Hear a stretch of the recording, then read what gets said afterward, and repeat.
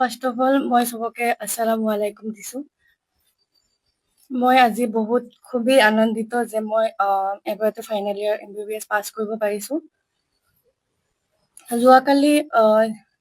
যোৱাকালি মই ৰিজাল্টটো পাইছিলোঁ। তেতিয়া যদিও মোৰ ওচৰত মোৰ মা দেউতা নাছিলে, তথাপিও মই লগত মানে মোৰ মাক কল কৰি শুনাইছিলোঁ আৰু মা দেউতা বহুত নথৈ আনন্দিত হৈছিলে। তেতিয়া নিজকে মানে বহুত হেপী ফিল কৰিছিলোঁ আৰু যিমান পাৰো মানে মা দেউতাকক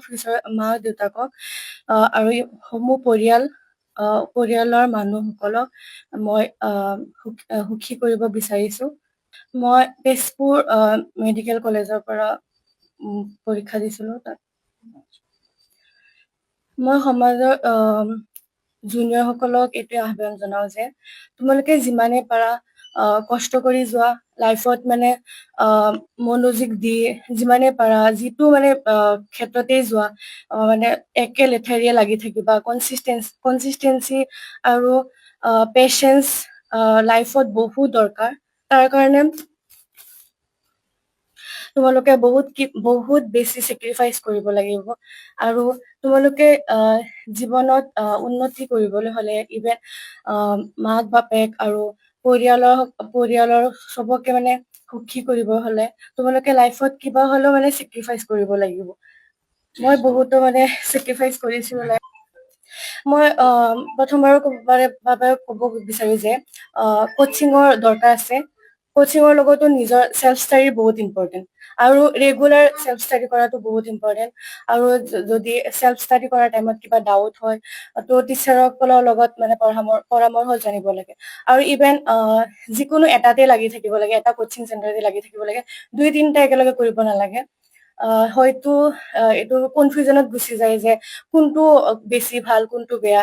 তো মানে তোমালোকে যিয়ে কৰা যে এটা কোচিং চৰ্চতে মানে লাগি থাকিবা, তাকে বাৰে বাৰে ৰিভিজন কৰি থাকিবা। মই কোচিং কৰিছিলো 1 বছৰ আজমল চুপাৰ ফৰ্টিত। মই প্ৰথমতে সকলোকে মোৰ তৰফৰ পৰা সালাম ও ধন্যবাদ জ্ঞাপন কৰিছো, যিহেতু আপোনালোকে আহি পেলাই ইয়াত সাক্ষাৎকাৰ লৈছে। মোৰ মানে 2 নম্বৰ ছোৱালী এজনী, এইজনীয়ে আজি যোৱাকালি আবেলি সময়ত যেতিয়া মোক খবৰটো দিলে যে পাপা মই MBBSৰ যে কোৰ্চটো যিটো আছিলে ফাইনেল, মই অলৰেডি সমাপ্ত হ'ল আৰু তাৰ ৰিজাল্ট ইতিমধ্যে মই পাইছো, তেতিয়া মই সুখত চকুৰ পানী ওলাই গ'ল। আৰু তেতিয়া মোৰ এনেকুৱা উপলব্ধি হ'ল যে পৰম কৰুণাময় আল্লাহ মোৰ ওপৰত, অথচ এইটো অঞ্চলৰ কাৰণে প্ৰথম একমাত্ৰ MBBS হৈ আমাৰ অঞ্চলত মোক দেখুওৱা একমাত্ৰ ছোৱালী। গতিকে মই নিজে সুমাইয়া চুলতানা। গতিকে মই আল্লাহৰ ওচৰত মই কৃতজ্ঞতা প্ৰকাশ কৰিছো।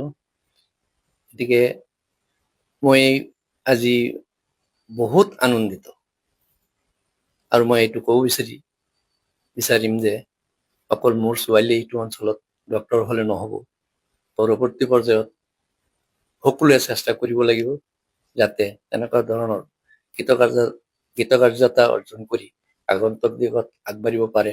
আৰু প্ৰত্যেক মাক বাপেকক মই অনুৰোধ জনাম যে তেওঁলোকে নিজৰ ল'ৰা ছোৱালীক, ল'ৰাই হওক বা ছোৱালী হওক, প্ৰত্যেকে যাতে এজন সুদক্ষ পথপ্ৰদৰ্শক হৈ তেওঁলোকৰ ভৱিষ্যত যিটো ক্ষেত্ৰত প্ৰতিভা তেওঁলোকৰ বেছি আছে, অকল MBBS নহয়, সেই ক্ষেত্ৰত তেওঁলোকে প্ৰাধান্য দি নিজৰ সন্তানক আগুৱাই লৈ গৈ আমাৰ সমাজ তথা দেশক যাতে ভৱিষ্যতৰ এজন সুনাগৰিক কৰি তুলিব পাৰে, তাৰ কাৰণে মই সকলোকে আহ্বান জনাইছো।